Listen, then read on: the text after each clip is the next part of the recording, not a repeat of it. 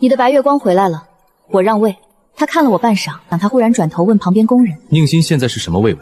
回皇上，是常在。吓死我了！听他这话，我还以为自己什么时候不小心封她为皇后了呢。接着他转向我：你一个常在有什么好让的？我爹为了前途把我送入宫中，殊不知我跟皇上陆云燕有仇。选秀那天，他毫不犹豫就点了我，我当时就哭了。顽鸟，他这是想公报私仇。果不其然，点我进宫之后，他便给我封了个最低的位分常在，其他同时进宫的不是妃就是嫔，只有我一个人是常在，然后将我忘在一边，理都不理。丫鬟翠儿看我可怜，还企图安慰我：姑娘莫要伤心，听说其他娘娘也没事情，想来等皇上忙完就会来看姑娘的。我惆怅地看他一眼，心说还是太年轻。我当然知道他为什么不招人侍寝，因为他有一个白月光，前威武将军的女儿林婉，陆云烨就是为他守身如玉的。当年陆云烨争夺皇位之时，林婉他爹林升站错了队，陆云燕登上皇位之后，群臣要求将他们全家处斩，可他却力排众议，只罚林升携家眷去戍守边关1年，并特意嘱咐好好照顾林婉，对他的深情可见一斑。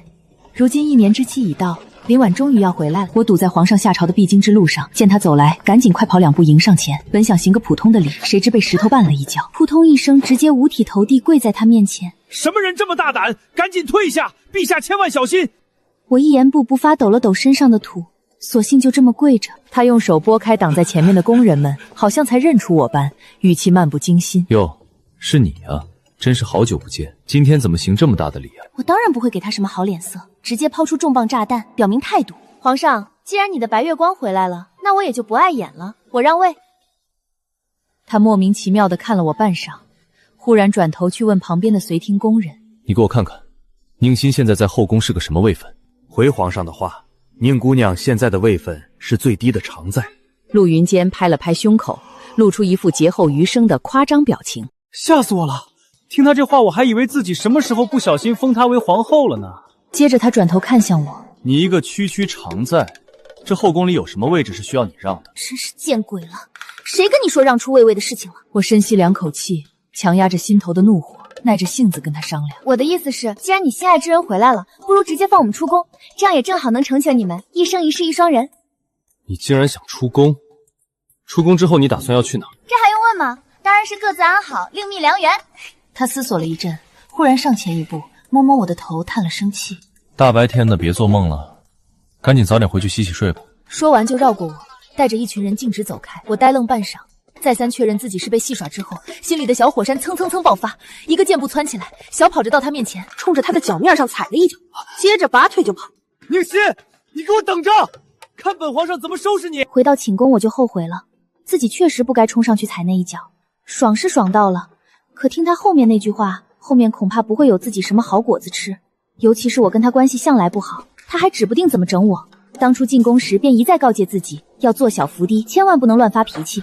果然进宫这大半年都相安无事，哪想今日冲动，还当他是那个半夜翻我们家墙头的少年呢，一时忘了他都成皇上了。小姐，花瓶来了。正思索间，翠儿的声音忽然响起，吓了我一跳。啥玩意儿？花瓶？想都没想，我脱口道。翠儿在旁朝我狂打眼色，扯了扯嘴角道：是花瓶娘娘。不用他说，我也看见了。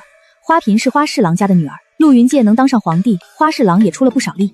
此时他向我走来，刚我那声喊他必定听见了，我只好假装若无其事，惊喜道：呀，花姐姐怎么有空过来？不才在下，别的优点没有，脸皮比常人厚上不少。我向他行了一礼，毕竟他的位分比我高，而且我不知道他的为人，若因为这些小事得罪了他，后面吃亏的也是我自己。想到这里，我又叹了口气，其实也是无所谓的，谁让我的仇人就是陆云烟本人呢？得罪谁还能比得罪他后果更严重？不过话又说回来，他自从来到宫中，还没跟谁有过交流。花瓶无缘无故为什么突然过来？思考间，花瓶已走到了近处。妹妹，姐姐不请自来，不会不欢迎我吧？这话一出，我便知道了，棋逢对手。姐姐说的哪里话？心儿高兴还来不及呢。亲密地拉住她的手，转头对丫鬟翠儿说：快去上茶，要最好的茶。说实话，我也不知道我这里什么茶好，但这样说肯定是没错的。她似乎因我的举动愣了一下，反应过来后，反手也将我的手抓住，拍拍道：妹妹真是太客气了。我笑得越发灿烂，姐姐难得来一趟，这都是应该的。来回几阵交锋，我们俩谁也压不过谁。他突然造访定是有事，我也不着急，就静静配合他表演。这时见他将茶杯一放，我心说要来了，果然便见他皱眉犹豫道：听闻妹妹今日见到了皇上。我一愣，宫中的消息传播这么快吗？这才多大一会儿，他就已经知道了。至此我也不好否认，便也放下茶杯，点头道：确实，因一些私事去找了皇上。我这样说，是提防着他问我去找陆云像什么事，我干脆拿私事堵回去。不想却见他急道：早就听闻妹妹与皇上是旧识，不知皇上为人如何？看他这吞吞吐吐、含羞带怯的样子，我回过味儿来，知道他找我是干嘛来了。他这是想找我打听情报呀。也是，陆云寒把人都招进来，就这么给晾着，可不是把这些心有所图的小姐们给憋坏了。而且他们不像我，对陆云杰已是十分了解，他们不敢直接去找他，怕反而弄巧成拙。因为毕竟与陆云杰是旧识的我，都躲得他远远的。他们这些连面都没见过的人，自然更不敢上前了。想到这里，我不禁觉得他们可怜，因为他们一心想着的那人，心里可再装不下别的人了。林婉一旦进宫，必定是独宠，其他人可不就得在深宫寂寞到老吗？我越想越觉得陆云志不是人，绝对不能让他把他们给糟蹋了。于是我略一思索，便假装掏心掏肺道：姐姐刚来，我便见姐姐投缘。姐姐既然这样问我了，妹妹必然不会隐藏，只是姐姐可千万不能告诉别人。她连忙点头，语气中还有些紧张。妹妹放心便是。我清了清嗓子道：皇上身形高大，容貌俊朗，早前还是王爷时便上阵杀敌，自然是威武不凡。只是我慢慢说着，就见他眼睛越来越亮。只是什么？只是姐姐，你可知皇上为何迟迟不召见我们侍寝？我把手放到嘴边，好像要捂住什么秘密，见他笑容止住，神色紧张。为什么？我面上严肃道：因为皇上在出征时不小心伤了身子。我语气里意有所指，他表情已经不是紧张了，而是一片兵荒马乱，半晌才吞吞吐吐：你的意思是皇上不行？我高深莫测点点头，不错不错，要到的就是这个效果。他还是难以置信，皇上不行。是的，是这样的。我看他摇摇晃晃，几乎坐不住，知道他确实信了，眸光中笑意一闪。如此一来，他们就不会上赶着去找陆云泽。陆云泽只管与林婉恩恩爱爱，他们便守得自己的清白。到时他们出宫去，当然也可觅得良缘。只是就是稍微有点对不住陆云寒了。不过也没关系，一来他的想法不重要，二来自己本就与他不合，三来他都有林婉了，小小流言算什么？而且主要是这么不光彩的事，肯定没人敢当着他的面说的，所以他注定是不会知道了。我心里越发喜滋滋，不禁为自己的机智得意。宁星，你想死吗？一瞬间，我以为自己是幻听了，可当我转过头去，确实在门口看到了表情已经扭曲的陆云静。我不由吞了吞口水，这货究竟在那里站了多久，听到了多少？见他冲我这边走过来，立刻转过头，严肃地盯着花瓶，对他道：花姐姐，刚才我们什么都没说对吧？我心里做好了最坏的打算，不管陆云言听了多少，只要我死不承认，就没人能奈何得了我。所以看他一步步逼近，我得赶紧与我的小伙伴达成共识，疯狂对花瓶用眼神暗示。可花瓶这时候竟带有了花瓶的属性，关键时候吓傻了，对越走越近的陆云婷扑通跪下：陛下恕罪！我僵在原地，所以现在问题又来了，我是跟着跪下呢，还是站起来解释呢？正想的时候，陆云沃已走到身前，冷冷道：出去。那还等什么？我立刻起身就要跑，却被他一只手摁了回去。耳朵聋了吗？还要我再重复一遍吗？滚出去！花瓶这才连滚带爬的逃了，留下我被迫仰着头对上他的视线。你刚刚跟他聊得挺开心啊，怎么说我不行？我没说，我绝对没说，皇上您肯定听错了。我头摇得像拨浪鼓，他却双手夹住我的脸，将我死死固定。还在撒谎，欺君之罪可是要杀头的，你最好想清楚。我这才想起来，他已经是心狠手辣的皇上，不再是以前的死对头。好吧，我是说了，但我也就是随口一秃溜，没别的意思。他又上前一步，我被他禁锢住，动弹不得。眼见他凑得离我越发近，我行不行？你要不要亲自试试？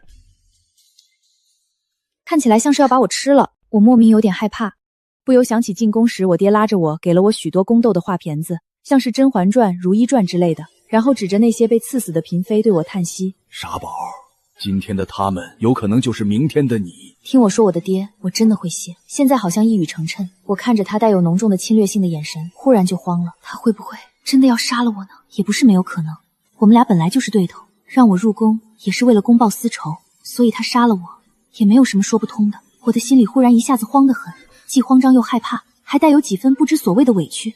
紧接着我就哭了，眼泪啪嗒啪嗒往下掉，毫无预兆。他好像也慌张了一下，把禁锢住我的手放开，看我的眼神变成了无奈。他捧着我的脸，语气充满无奈地开口问道：你哭什么呀？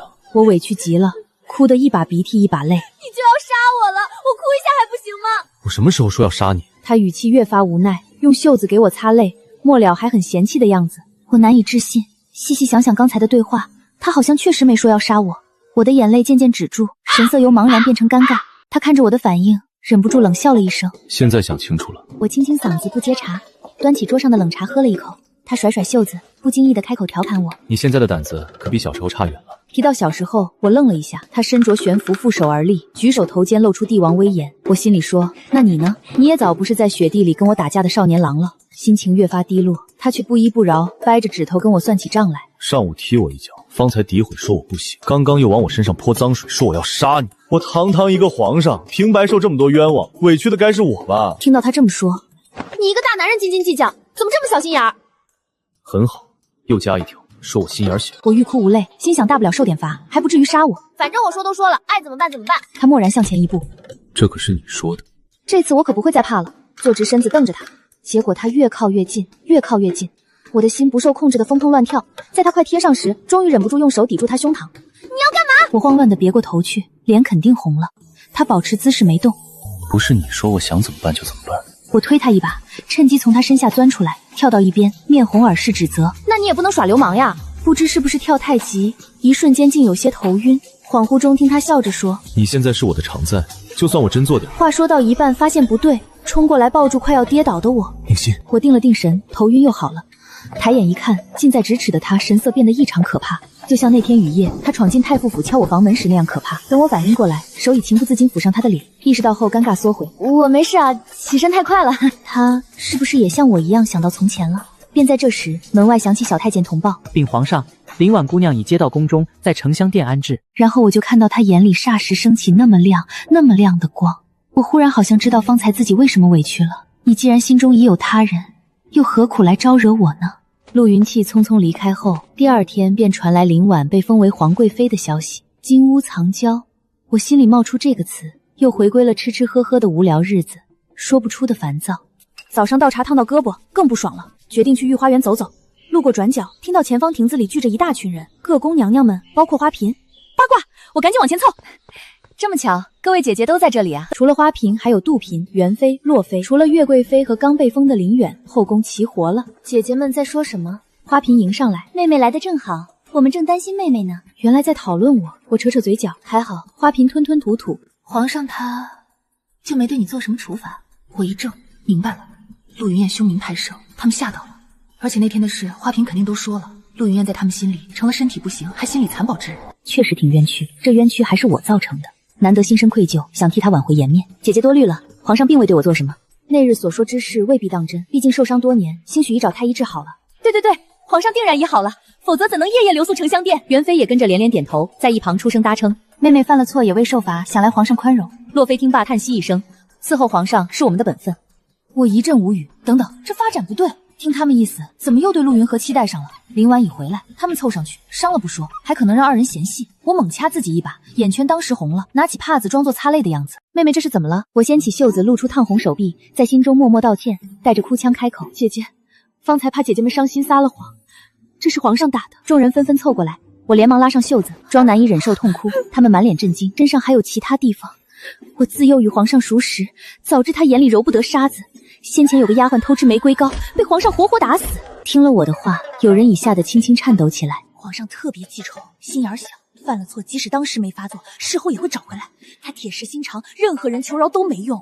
他心狠手辣，会采取各种极端手段。我越说越眉飞色舞，众人已面无血色。花瓶居然扑通一声跪下了。我总算意识到不对劲，没回头，拔腿就跑，却被人一把从后面薅住。我战战兢兢地转过脸，只见陆云婷正揣着手，冷冷地站在我身后。我被拽着领子一路拽到太和殿，他全程黑着脸冒冷气，宫人们识趣避过，我心如死灰，一路上只能把头深深埋低，毕竟这事实在有点丢人。进入内室，却见桌上酒菜摆满，桌前端坐一人。你们总算到了，正是林婉。我惊喜地凑上去，几人从小一起长大，打心眼里开心。婉姐，陆云夜也跟着坐过来。你早说啊，害我一路担惊受怕。他听了我的话，没好气地冷笑了一声。你不会以为这事儿过去了吧？账以后再算。我调皮地冲他吐了吐舌头。林婉在一旁看着我们笑了。你们俩一见面就吵架，一点都没变。陆云见斟满酒，我一饮而尽。他斜眼看我，喝那么快，一会儿醉了没人管。我懒得理他，只不过好像有点晕。这是什么酒？刚到肚子里人就要醉了。身子已向旁边倒去，失去意识前，只记得陆云夜那张满是慌乱的脸。恍惚中，隐隐听到说话声。怎么样？陆云夜急躁，再吃2天药毒就解了。谢谢了。也不是为了你，一到是遵守承诺便好。我想睁眼，却沉沉睡去，做了一个很长很长的梦。那年上元节大雪，我第一次见到陆云静，她坐在众皇子最后，瘦瘦小小，所有人都在笑，只有她板着脸，所以怪怪的。我席间吃到玫瑰糕，拿帕子包了2块。有人问我说：“带回去喂小兔子。”众人都笑，皇后娘娘也笑。太傅家的女儿当真可爱，正喜滋滋，一抬头对上陆云金嘲弄的笑，一下子就没那么开心了。饭后去红梅园挑灯，我选了盏小金鱼的爱不释手。堆雪人时，随口跟小宫女打听她。四皇子的母妃是圣上最宠爱的贵妃，生她时难产死了。圣上悲痛欲绝，将错都归到她上。话没说完，一个雪团砸在小宫女脸上，咔啦一声，我的小金鱼灯碎了。陆云剑从树上跳下来，面目狰狞，不许说我母妃！我的小宇宙顿时爆发，尖叫着扑上去，我们扭打在一起，我骑在他身上薅他头发。等大人赶来，他头发已像鸡窝。拉架的还有一个姑娘林婉，怎么回事？我本以为小孩子打架含糊过去便完了，没想到皇后竟让他给我道歉。我愣住，我一个臣女，他是皇子，还是我先动的手？但皇后就是这么说的。他紧皱眉头瞪每个人，一言不发跑开了。我娘给我整衣裳，怎么着你也不能动手啊！又叹。四皇子也可怜，贵妃死后，圣上便不管他了。在宫里，圣上的态度就是一切，谁都轻贱他。我忽然心酸，同样是打架，我娘在这儿疼我，她没有娘亲，转身就跑。我去道歉。红梅园花灯如昼，她孤零零坐在树下整理衣裳。我跑过去，脚下一滑，扑通趴到她身前。她吓一跳，看清是我后皱眉：“你来做什么？”我来帮你。伸手想帮她整理头发，凑近才看见脸上还有我掐的伤口。她猛然推开我：“不用你管。”我踉跄一下，也不生气。她脸不知为什么红的。林婉笑着走来，手里拎着桃子形琉璃灯。咦，你们怎么还在这里？瞧见他脸上的伤，这是金疮药，我外公是太医，你先擦擦。太好了。不必了。为什么呀？你受伤了。我说不必就不必，不用你们可怜我，滚吧！一摆手，吊瓶打在地上，林婉俯身捡起，心疼的用袖子擦。这我不能当没看见，就算不领情，也不能作贱人，还要给我。他一愣，递过来，我箭步扑上去，把他按在地下，抹了药膏就往他脸上擦。他挣扎大喊：“你住手！”我没理，可他把我掀翻在地时，我才意识到这次又做错了。我呆呆坐在地上，他脸色通红，余怒未没。林婉把我拉起来：“对不起，我不是故意的。”他冷哼一声，别过头。我掏出帕子里的点心，我把我喜欢的点心分享给你，我们和好吧？说出口有点不舍，留给小兔子的。不要。我发挥厚眼皮，不用客气，吃吧。先给林婉一块，自己塞一块。我说我不。正喜滋滋想问甜不甜，就见他脸色涨红，猛然剧烈咳嗽，噎到了。我跳开几步，你慢慢吃，我先走了哈，溜了。在我爹书房看到陆云静，下巴差点掉下来。我爹是太傅，此后几位皇子常来，我偶尔溜去玩，其他皇子都客气，只有他挑衅我，一来聚去多半打起来。太子总出来劝架，温和有礼，我反而有点可怜他，活成这样得多累。有时跟他们去临将军习武场，他们训练，我找林婉薅美容丸。那天林婉不在，我无聊至极，想起后院梧桐树上有个鸟屋，费好大功夫爬上去，正得意，往下一看，天旋地转，不敢下了，喊了2声没人应，趴在树干上等着睡着了。醒来的日头西斜，身子发麻，肚子也饿，扯开嗓子喊，月黑风高，始终没人来，终于慌了。我怕黑，最后忍不住哭了，一边哭一边叫救命。宁心，隐约中有人喊我，声音在树下，借着月色呜呜昂着头看我。宁心，别害怕。我激动的又哭出来。你怎么才来啊？别哭，先想办法下来。我就是下不来，才一直待在树上的。这时候不怕丢人了？你跳下来，我接住你。那怎么行？没接住怎么办？幸运。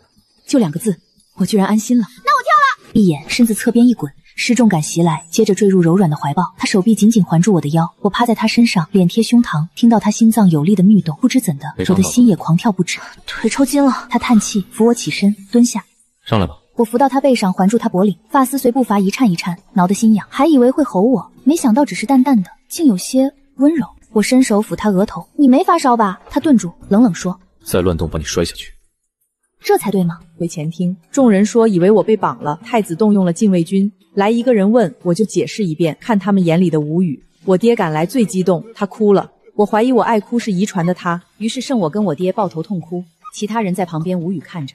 太子问陆云着，为什么你知道他在那里？我也好奇。他随意看我一眼，碰巧罢了。太子开玩笑般，我还以为你平常注意着心儿。那怎么可能呢？年岁渐长，我被禁足，赴宴学礼仪。林婉也是，有次拉着我叹，不能做自己想做的事，这就是女子。那天夜里躺在床上，难得思考嫁给谁，脑中闪过陆云静的身影，立刻甩头，怎么想到他呀？辗转反侧间，窗外传来轻轻敲打声，是谁？是我。松口气，拉开窗子，果然是他，自己都没发现。时隔半日乍见，心里竟有些欢喜。他他目光在我身上游离一圈，立刻避过去。我一低头，只穿了小衣，脸登时通红，连忙披衣裳。你来做什么？多日不见，看看你是不是还活着。我谢谢你啊。气氛暧昧起来，窗外满天星河，皎洁月亮，以及披星戴月的他。我这才发现他不知何时已长这么高了，不再是那个被我薅头发的孩子，而是潇潇肃肃、爽朗轻举的少年郎。目光不自觉粘在他身上。喂，我们和好吧。心脏咚咚咚狂跳。你发什么愣啊？小姐，你做噩梦了吗？改日我再来，你多保重。和好还是不和好？下次来再告诉我。闪身消失在夜色。那天晚上翻来覆去，一夜没睡着。可这下次很久都没来。他封安王，派去评判。等回来时，我欢喜又担忧，受伤了，急急忙忙去安王府闯进去，却见他背对着我，正跟林婉说说笑笑。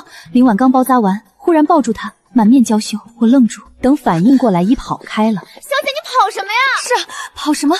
头有点晕，身子不舒服，回府吧。选妃消息传来，坊间流传，在我与林婉之间选。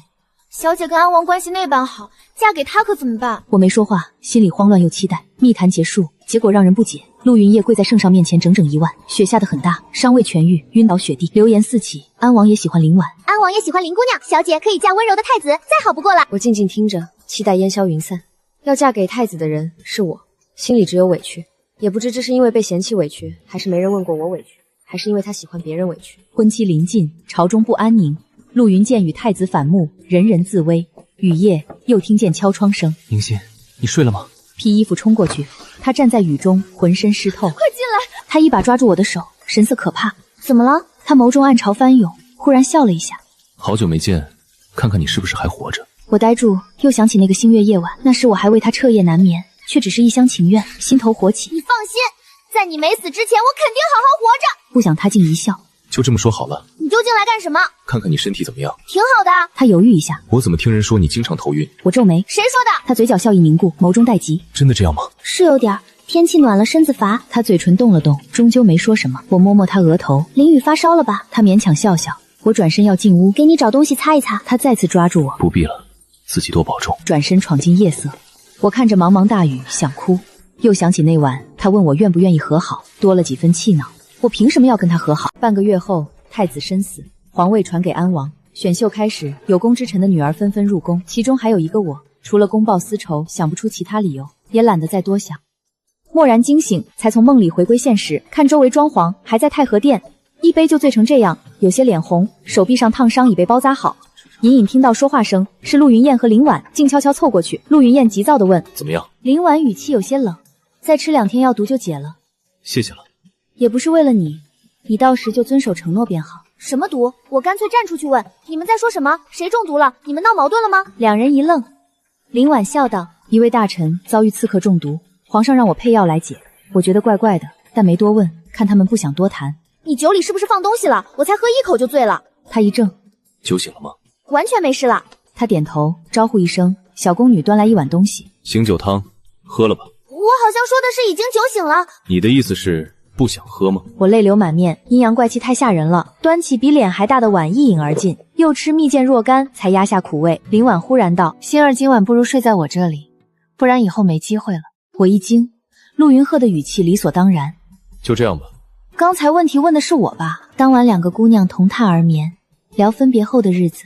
恍惚中听他忽然道：我以前做过2件有愧于你的事。我迷迷糊糊地问：什么事？他沉默了一会儿，接着说道：不过现在都不重要了。次日醒来，脑袋里有这段记忆，却不十分确定。拉他问，他摇头，没有。不能问了。早餐陆云浩特意赶来，我心说至于吗？一晚上都忍不住分开。林婉也道，话半截又点头，也是。以后不定何时。那是不是要封后了？那陆云言至少不会亏待我，或许放我出宫，再相聚确实无期。恍然的同时有丝丝伤感。回景宫，翠儿迎来说岳贵妃召见，转道去承欢殿，一进去吓了一跳，全宫嫔妃都在，他们上下打量，眸光试探着问：妹妹你还好吧？对此我只能默然。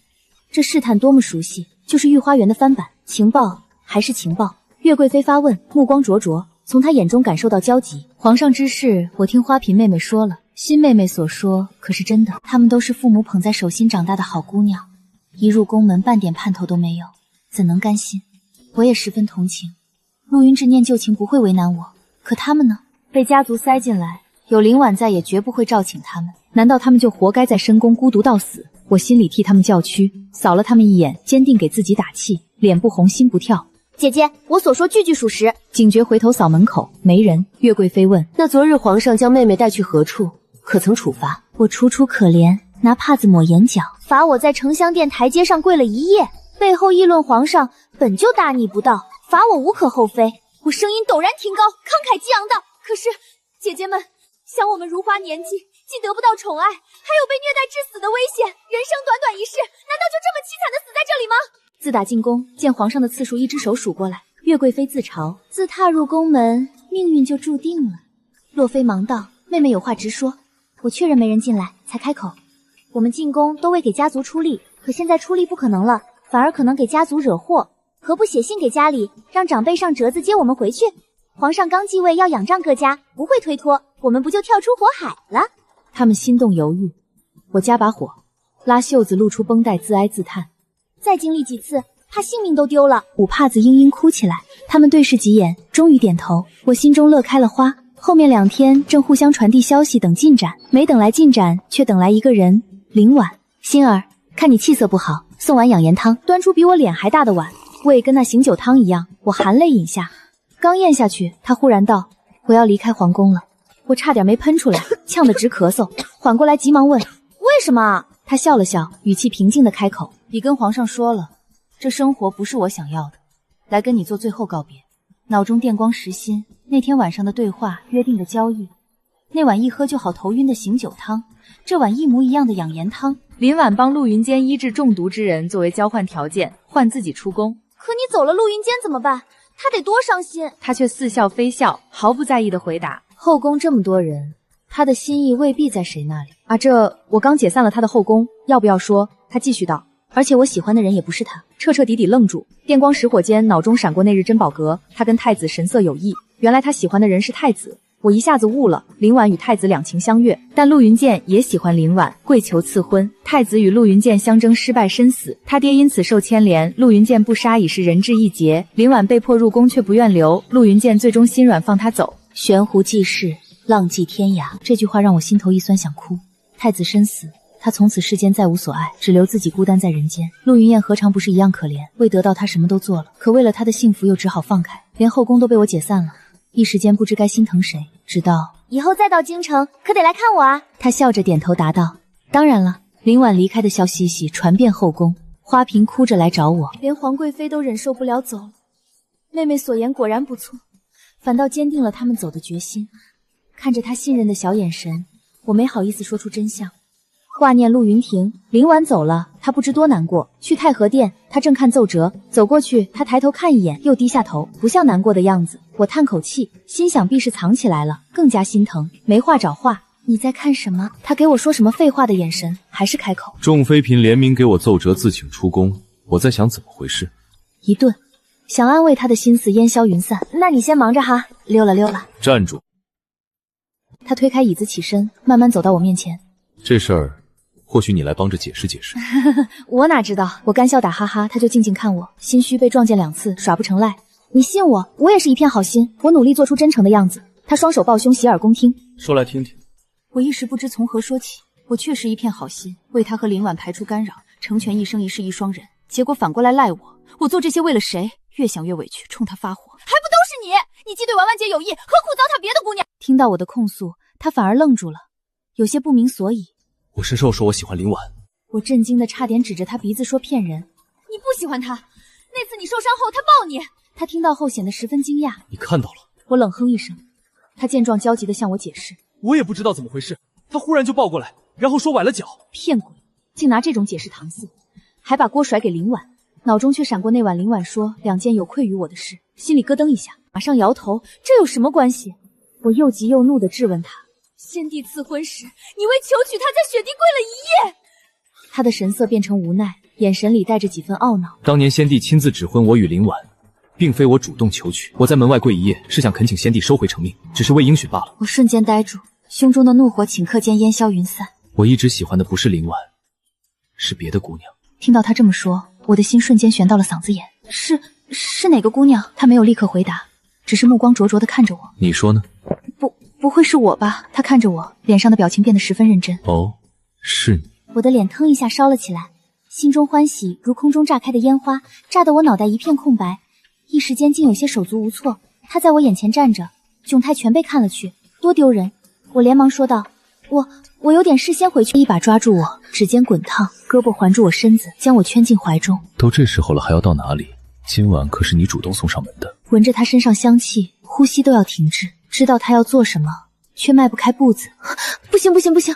为什么不行？他摩挲我的手腕，又痒又烫，我挣扎着要钻出去。翠儿还在门外等我呢。翠儿，他手臂又紧了几分。翠儿应声进来，他厚颜无耻道：“你家姑娘今晚要侍寝了，你先回去吧。”我挣扎着冲翠儿招手，翠儿心领神会，可是教习嬷嬷还没教常在，怎么伺候皇上呢？她一滞，圈住我的手臂，慢慢放开，我松口气。翠儿好样的！结果她凑上来，一个用力将我横抱起来，边朝寝宫走边叹：“那我只好辛苦一下，亲自来教了。”月色丝丝如水，透窗棂向室内窥探。罗屏后，银烛长照，红轩帐暖。春宵一刻，谁盼天明？